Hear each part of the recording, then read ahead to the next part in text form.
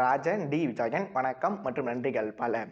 நம்ம ஏஎல் விஜய் நம்ம வெறும் விஜய் அவரோட இயக்கத்தில் நம்ம அருண் விஜய் அவர்கள் நடித்து வந்திருக்க படம் தான் மாஃபியா சாப்டர் 1. மறுபடியும் மன்னிக்கவும், இது மாஃபியா சாப்டர் 1 இல்லை, மிஷன் சாப்டர் 1. இந்த மிஷன் சாப்டர் 1 படத்தோட பழங்காலத்து பயங்கரவாத கதை என்னன்னா, நம்ம அருண் விஜய் ஒரு முன்னாள் போலீஸ் ஆஃபீஸர். அவரோட பொண்ணுக்கு மெடிக்கலாக ஒரு ப்ராப்ளம் இருக்குது. அந்த ப்ராப்ளமை சரி பண்ண இவர் ஃபாரினுக்கு போகிறாரு. அப்படி போன இடத்துல இவர் சில பல ப்ராப்ளம்ஸை ஃபேஸ் பண்ணி அத்தோட முடிவில் இவர் ஜெயிலுக்கு போக வேண்டிய கட்டாயம் ஏற்படுது. இவரும் ஜெயிலுக்கு போயிடுறாரு. இதன் பிறகு என்ன, எப்பவும் போல அந்த ஜெயில இருந்து ஒரு சிலர் எஸ்கேப் ஆக ட்ரை பண்ணுவாங்க. அதுக்கு ஒரு சிலர் ஹெல்ப் பண்ணுவாங்க. அவங்க யாரு, அவங்களுக்கும் நம்ம அருண் விஜய்க்கு ஏதாவது தொடர்பு இருக்கா? ஃபாரின் ஜெயிலில் ஏற்பட்ட பிரச்சனைகளை நம்ம கோயம்புத்தூர் ஜெயிலர் எப்படி சால்வ் பண்ணாரு?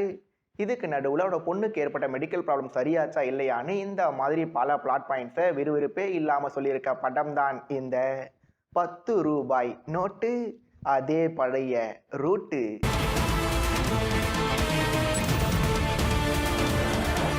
மிஷன் சாப்டர் 1 வெறும் விஜய் படம், அருண் விஜயோட மற்றும் ஒரு போலீஸ் அவதார் படம்.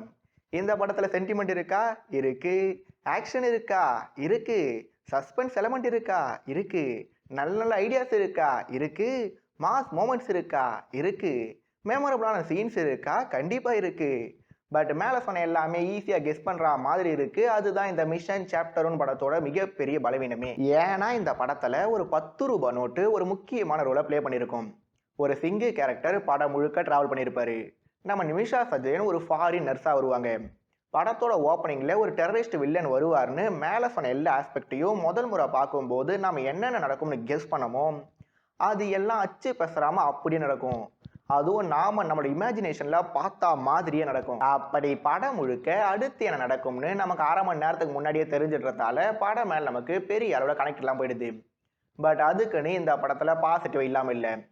அருண் விஜய்க்கு அவரோட பொண்ணுக்கு நடுவில் இருக்க பாண்டிங், ஏழனா யாருன்னு அவர் சொல்ற டைலாக் ஓவர் டிராமாட்டிக்கா இருந்தாலும் இந்த மாதிரி ஒரு சில எமோஷனல் மூமெண்ட்ஸும் இந்த படத்துல ஒர்க் அவுட் ஆகியிருந்தது. இதுக்கு முக்கிய காரணம் நம்ம அருண் விஜய் அவர்களோட ஸ்கிரீன் பிரசன்ஸ்.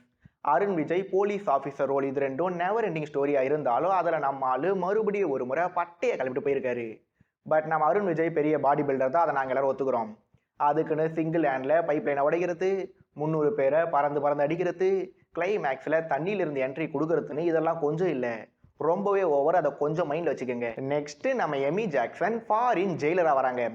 ஒரு சில இடங்கள்ல அவங்க கேரக்டரை மாசா தொடங்கி கடைசியில் ஹீரோ அந்த சீனை முடிக்கிறத கண்டிப்பாக அவாய்ட் பண்ணியிருக்கலாம். மேலும் வின்டேஜ் எமி ஜாக்சனை நான் ரொம்பவே மிஸ் பண்ணேன். ஏன்னா இந்த படத்தில் நம்ம ஆகஸ்ட் 16, 1947 புகன் ஜேசன் ஷா இருக்காரு. படத்தில் காமெடி இல்லாத குறைய அவரோட பர்ஃபார்மன்ஸ் மூலமாக சரி பண்ணிட்டு போயிருக்காரு. நிமிஷா சஜயன் கொடுத்த ரோலை குறைவில்லாமல் பண்ணியிருந்தாங்க. அபியசன் சிங்கா கலக்கிட்டு போயிருக்காரு. Bharath Boppanna one more typical villain character. Chennai 28 வீரச் வில்லத்தனம் செட் ஆகலை. சின்ன பொன்னியல் ரொம்பவே அழகாக இருந்தாங்க. ஒரு சில இடங்களில் ஸ்கோரும் பண்ணியிருந்தாங்க. சந்தீப் கே விஜயோட ஒளிப்பதிவு நீட்டாக இருந்தது.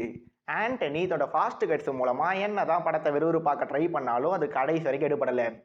ஜிவி பிரகாஷ் ஃபர்ஸ்ட் ஹாஃபில் கொஞ்சமாகவும் செகண்ட் ஹாஃபில் அளவே இல்லாமல் வாசித்து நம்மளை அலற விட்டுருந்தாரு. கடைசியாக ஸ்டன்ஸ் எப்பவும் போல பெரிய உருட்டாக இருந்தாலும் அந்த உருட்டு இந்த முறை ஓரளவுக்கு டேஸ்ட்டாக தான் இருந்தது. அப்போ இந்த படத்தோட பாசிட்டிவ்ஸ் என்னன்னு கேட்டால், முன்னாடியே சொன்ன மாதிரி படம் ஈஸி ஆக்சஸ் நரேஷனில் மூவ் ஆனாலும் ரெகுலர் இன்டர்வலில் ஒரு சில நல்ல மூமெண்ட்ஸ், ஒரு சில நல்ல ஐடியாஸ் எக்ஸிக்யூட் பண்ணி படத்தை ஒரே ஐடியா படுக்காம பார்த்துட்டு இருந்தாங்க. கூடவே செகண்ட் ஹாஃபோட கம்பேர் பண்ணும்போது ஃபர்ஸ்ட் ஹாஃபில் நிறைய மொமெண்ட்ஸ் ஜெயிலுக்கு வெளியே நடக்கிறதால ஃபர்ஸ்ட் ஹாஃப் ஒரு மாதிரி வேகமாக போன ஃபீலிங்கும் இல்லாமல் இல்லை. பட் இதெல்லாம் மட்டுமே இந்த படத்தை மஸ்ட் வாட்சாக மாற்ற போகிறது இல்லை. எனக்கு தெரியும் 100 வருஷமான தமிழ் சினிமாவில் எப்படி படம் எடுத்தாலும் அந்த படம் ஏற்கனவே பார்த்த ஃபீலிங்கை தரும், பழக்கப்பட்ட உணர்வை தரும், எல்லாம் ஓகே தான். பட் அதையும் மீறி அந்த படம் ஆடியன்ஸை எப்படியாவது சாட்டிஸ்ஃபை பண்ணி தான் ஆகணும். கூடவே இந்த படத்தில் இருக்க லாஜிக்கான கேள்விலாம் கேட்க தொடங்கினா இந்த வீடியோ இன்னைக்கு முடியாது. அதனால ஆக மொத்தம் இந்த மிஷன் சாப்டர் 1 அயலான் மாதிரி குழந்தை ஆடியன்ஸையும் டார்கெட் பண்ணலை, கேப்டன் மில்லர் மாதிரி அரசியல் கருத்துக்களையும் பேசலை. அதனால இந்த படத்தை போய் கண்டிப்பாக பாருங்கன்னு என்னால் சொல்ல முடியல. பட் இது அருண் விஜய்க்கு வேணும்னா கம்பேக் படமாக இல்லாமல் இருக்கலாம். ஆனால் இது வெறும் விஜய்க்கு கன்ஃபார்ம் கம்பேக்னு சொல்லிட்டு விடை பெறுவது நான் உங்கள் ராஜன் டி விஜய். நன்றிகள் பல மற்றும் வணக்கம்.